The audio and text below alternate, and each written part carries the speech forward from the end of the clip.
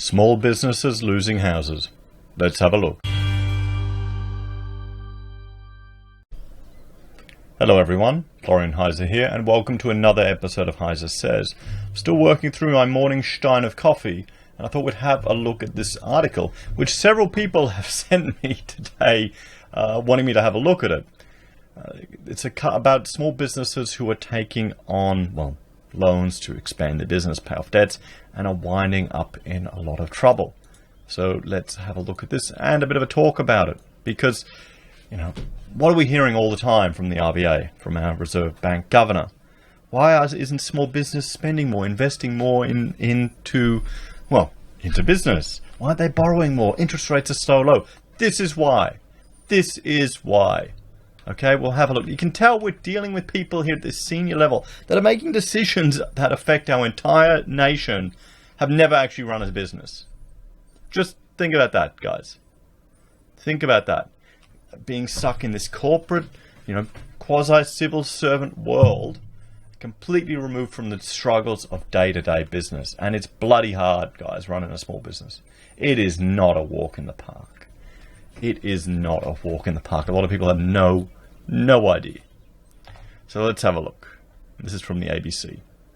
In an age of sky-high house prices and record debt, Kirsty Garash and Francis Murphy were close to reaching a financial milestone many home buyers can only dream about. They owned their family home outright. Well, they almost did. But now, just 2 years later, the couple and their 5 children have been left homeless, victims of a short-term business loan that ended up costing them an annual interest rate of 150%.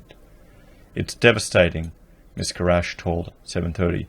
Now, there's one thing to take away from this here. Short-term business loan. Okay? Short-term. Keep that in mind. In hindsight, I'd never get a loan like that. It undid everything we worked so hard for. Their case is symptomatic of a largely unregulated world of small business finance in Australia, where lenders are not obliged to make sure borrowers are taking out loans they can afford. Now, this is the thing.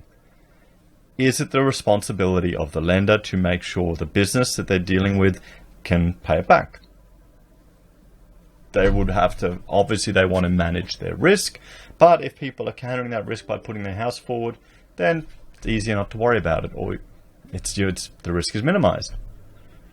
It's up to you're dealing with a business. You're not dealing with an individual. That's the difference. But here's the challenge. With small business, you're generally dealing with individuals that may not have financial literacy or education to the level to make these decisions. I noticed this when we took on a retail lease. Our last premises we leased, when we were working in a little commercial space, it was a little retail shop. I think our rent was 23 grand a year or something when we started. And before that, we'd actually had the back of a warehouse, and we were paying about 40 grand a year. Now the warehouse space, the rear there, was under a commercial lease, where the retail one was under a retail lease. We were in a shopping center. We were on the outside of a shopping center. Foot traffic was terrible, but it's not really what we needed. But when I went to the the retail one, I needed to get a lawyer, an accountant, all these people to review all my stuff. And I don't want to pay 2 grand to get a lawyer to look at this bloody contract when I can go through it. I don't want to pay an accountant to go through a business plan. This is literally cutting my rent in half. What's bad about this? But the thing was, it's the 60 minutes or a current affair effect. It's all the people going into Westfields and losing their home and causing issues.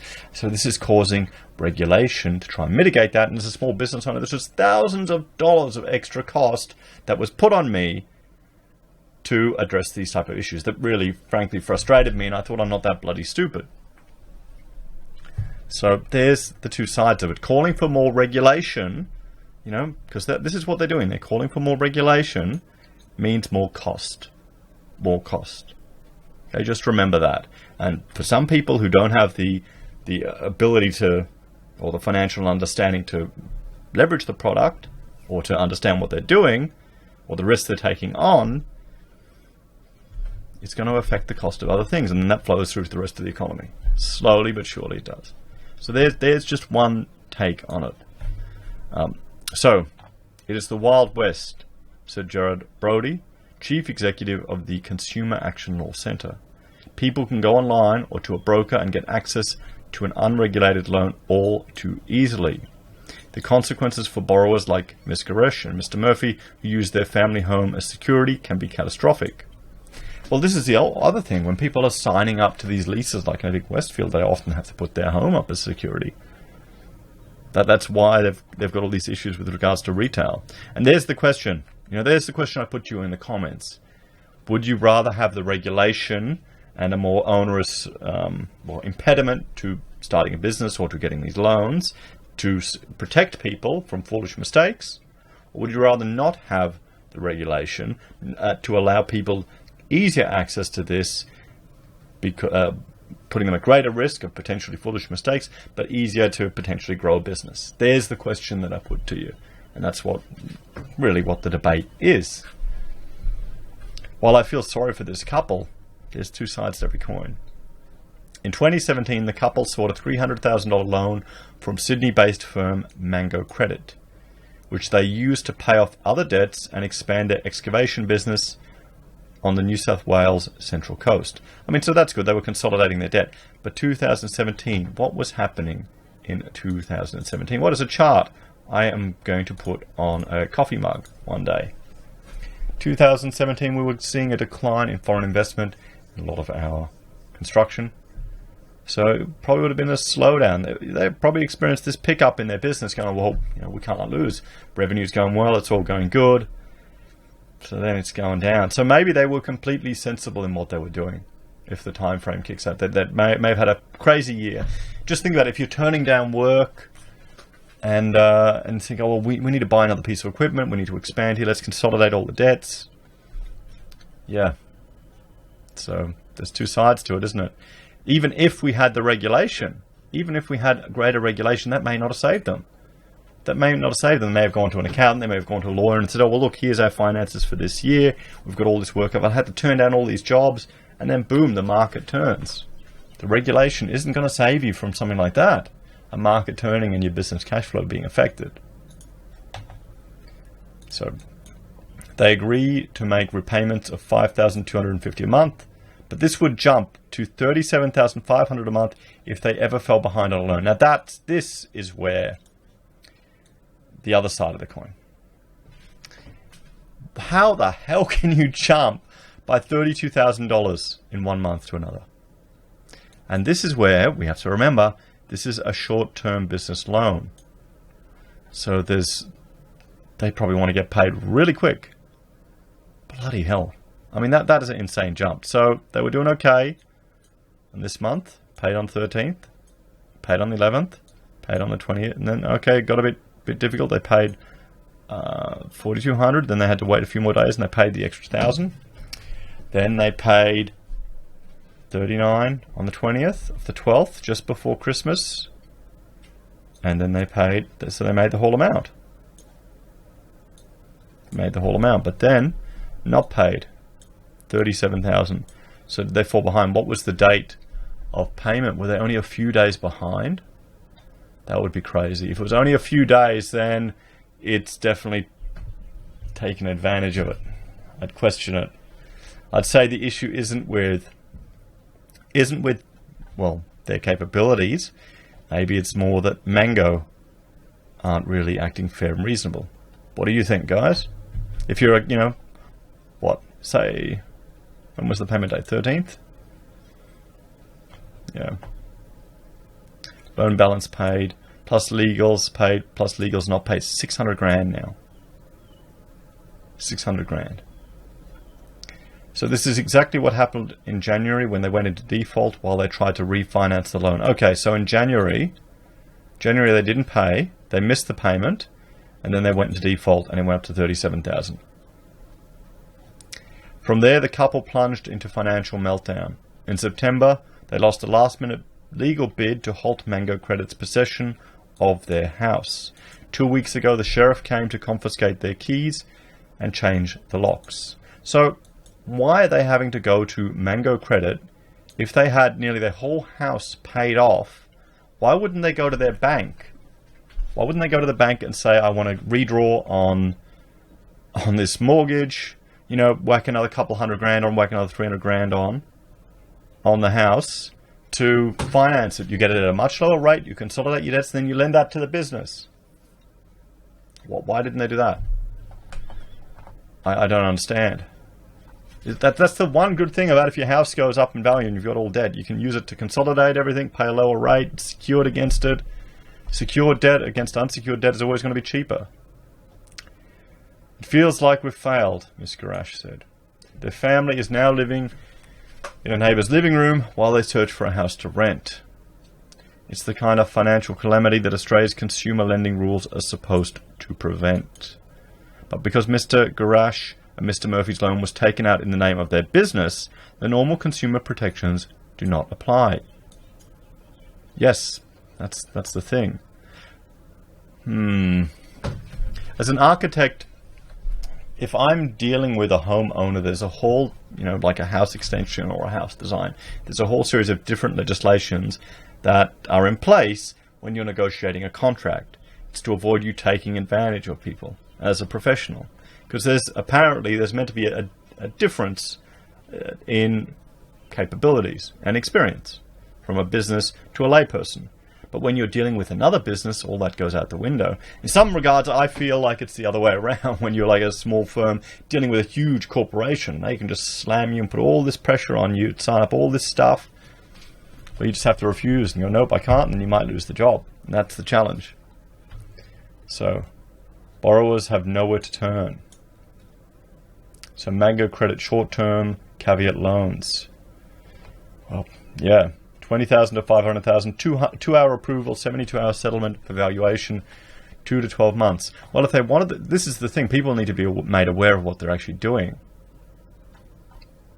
I mean, do they have an accountant for their business? Shouldn't they have gotten financial advice? It sounds like they didn't. It sounds like they just went into it online and did it all themselves, which I can understand if you want to save money. I completely appreciate that. Business lending is not covered by the National Credit Code, which only applies to home loans, credit cards, and other types of personal finance.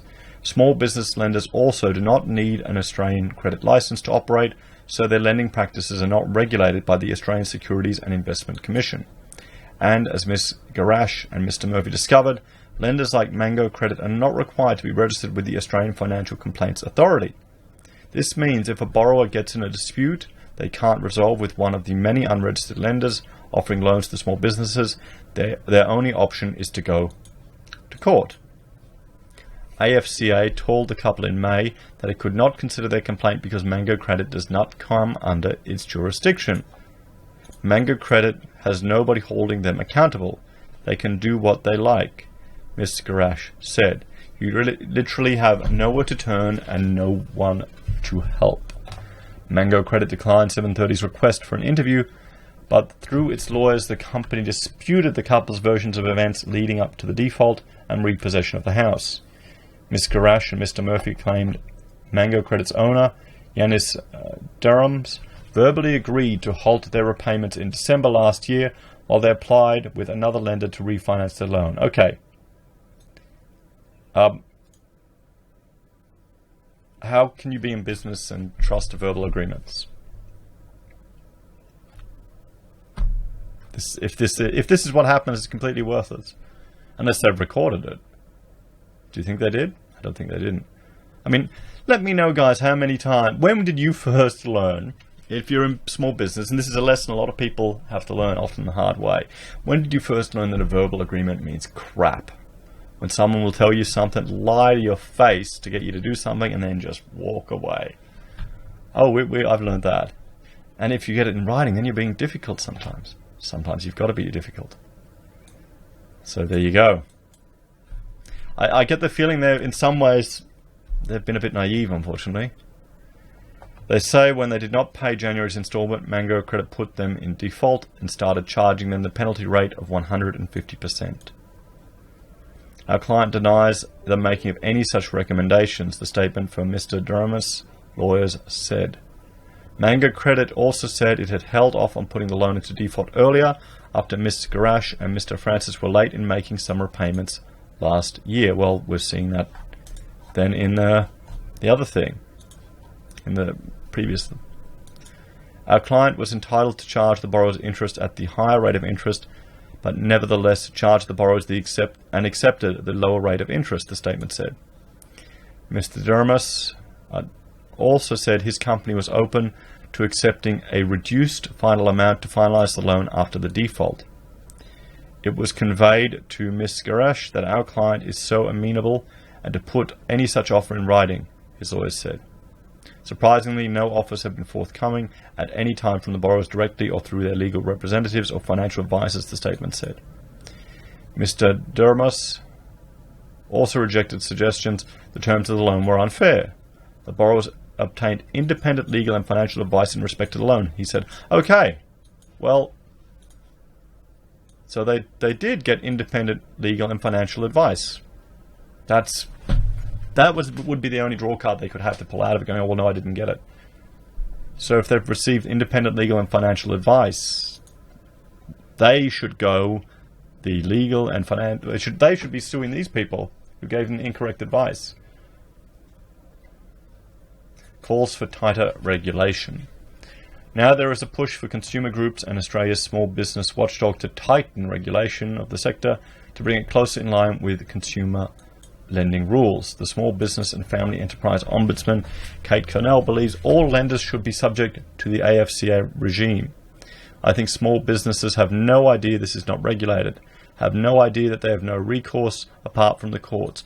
Well, this is why you get independent legal and financial advice. Shouldn't these parties be advising their client of the potential ramifications of what's going on? Isn't that how it works? Isn't that why you get independent advice? Or is it just a tick and flick? Oh, yeah, send this contract to a mate, get it back. Or do they just tick off saying they got independent legal advice? We need to broaden access to mediation and other forms of justice outside the court system so that small businesses have got somewhere else to go if a non-bank lender does the wrong thing. But did they do the wrong thing? If we look back here, guys, several times, I mean, the interest rate is shit. It's insane. 150%. I mean, that's crazy. But let's say if that's their payment date, they were early, late, I don't know. Someone let me know. But you don't normally have an 11th and then a 20th. So that they got into trouble. They got into trouble in 2018. I mean, it's a short-term loan. Why are you going for a short-term loan? It's for bridging finance to get something else sorted. Mr. Brody said the recommendation was a missed opportunity. I actually think that's a mistake. In our submissions, we said that there should be checks placed on small business lenders, particularly where loans are secured by residential property, he said. Well, yeah, that's a point I would say. If you have a business, I mean, the business has no right to the residential property. The directors or owners of the business are putting their personal asset forward. So that should change a little bit. I think if it's a business to business, yep. People are grown-ups. But yeah, I'm on the fence about this one, guys. I really am. As I know what a pain in the ass the regulation can be, and I've experienced it. I've taken out loans for equipment and items here. But see, I would go to a proper lender. I wouldn't go to one of these dodgy online ones. Earlier this year, 7 major small business lenders, including Prosper, OnDeck, and SpotCap, signed a voluntary code of practice that required them to be clear and concise about their interest rates and contract terms. That's around 90% of the market at the moment. We don't have 100% coverage yet, but we're working on that. Deanne Tate, Chief Executive of the Australian Financial Industry Association, told 730. The code of practice is really important because it sets high standards than those contained in the law. The code also obliges signatories to be members of the AFCA. So that means if a small business customer has a dispute with one of our financiers and they aren't able to resolve it directly, they can go to the AFCA to get their dispute resolved, Ms. Tate said. Consumer groups have also raised concerns about so-called sham lending, where borrowers take out loans in a company name but ultimately use the money to buy a home or investment property. Well, that's, yeah, I mean, that's completely the fault of the consumer and the person that's doing that. It's a strategy, they say, is sometimes used by lenders and borrowers to avoid consumer protection laws. Oh, what? So they're blaming it on the lenders. Why are the consumers doing it then? If you borrow from an unlicensed lender for the purpose of purchasing property or for any other personal or domestic purposes, then it should be actually covered by consumer credit laws, Mr. Brody said. A very big loophole. So Carol James, $330,000 loan, accrued more than $130,000 in fees and interest in 12 months. Melbourne retiree Carol James got a loan from unlicensed business lender Prime Capital when she went in search of finance for a townhouse she was building for herself in 2015. I explained the reasons why I needed the finance, and he said they could help me, but I needed to have a company name in order for them to lend me the money. She said, okay, so these people are really that naive? Are these consumers really that naive? I guess they are. Is this just showing you the lack of financial education we have here in Australia, guys? She borrowed in the name of her self-managed superannuation fund, even though the home would be owned and occupied by her personally, and the terms of a loan contract make it clear that it was only to be used for business purposes. Why? Why did she do that? I don't understand. It was actually for me and they knew it. She said, well, why were you breaking the rules? Why was she doing it? I explained that to them before they gave me the letter of offer. Why did you go to your own lawyer? How can you have a self-managed super fund? What the hell are you doing? Miss James said she took full responsibility for signing documents saying the loan was for business purposes, even though it was for her personal use. Okay, so she is, What is that? Deception under a contract? A breach? It's not an oath. Lying under a contract? Let me know, guys, what that is in the law. Prime Capital declined to do an interview, but in a statement denied, Miss James ever told the company the money was for a personal property. Well, of course they will. Of course they will. If she signed it, that's what they have. They've got the paperwork there. They're in the clear. The company provided information that the funds were required to complete a development project. The client provided information to complete a development project, the statement said. The client then obtained independent legal advice on the transaction, and we are aware that the lawyer informed that the facility must be used for business purposes, and any non-business purposes will be a breach of the facility. There you go. Once again, independent legal advice. What is going on? What is going on with our legal profession? There's the real question. There is the real question there. Who was the lawyer that provided that independent legal advice? Was the lawyer made aware? And this is how the lawyers get around it. They just say, oh no, sorry, I was only informed it was used for business purposes. It's all fine and dandy.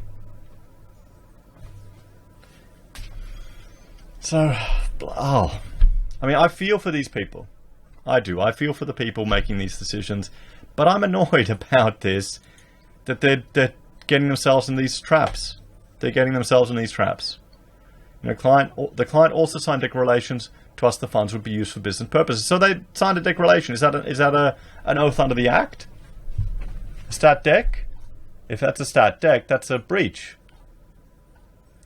The annual interest rate on the $360,000 loan was 24%. Yes. The monthly repayments of $9,000, including administration fees of $1,800. It's because you're going to a non-traditional lender. Why? Can't you get finance somewhere else? She hoped to only have the loan for 3 to 4 months until the unit was complete. Okay, so here's the problem. She's using it for bridging finance till she could get the unit complete and sell her other property, move in probably. Something like that. And it bit her in the ass. This is the risk, guys. This is the risk of business. This is the risk of building property. Miss James said she was managing the repayments on the loan until her builder went bust midway through the project. She wanted to refinance with another lender with a lower interest rate, But she says despite repeated requests, it took Prime Capital more than 5 months to get her the loan documents her new lender required. She estimates the delay increased the total cost of the loan by around $130,000 in interest fees. I reached out to Consumer Affairs, the Financial Ombudsman Service, and also to ASIC, and I was told from every one of them there was nothing they could do to help me, Ms. James said. Well, what you need to do is go to a lawyer. You need to go to a lawyer. You probably could have gotten a $500 letter written to your lawyer demanding that information straight away. Or else I'm sure you could claim that they were unduly mitigating the process. I'm no legal expert, but why the hell didn't you go to a lawyer? Why do you go to all these other things? They're bureaucrats. I mean, how many times have people made complaints to ASIC and gotten nothing happened? How many times have people made complaints to QBCC? But then again, you already had independent... Well, she knew what she was doing. She knew exactly what she was doing. She got a bridging finance to finish off her development. The developer went bust. There's actually a very big loophole in the system where these lenders don't actually come under any governing body at all, so there's no one to keep them accountable. I'm the one who signed the agreement, the loan contract, but I think Prime Capital needs to take responsibility for the hardship they have caused me.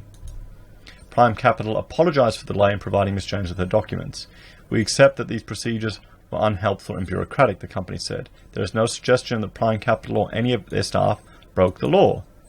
Well, if they have slow procedures, a lawyer's editor tends to get that oiled very quickly.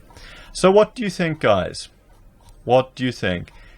Is it dodgy and evil private small business lenders that are taking advantage of these people?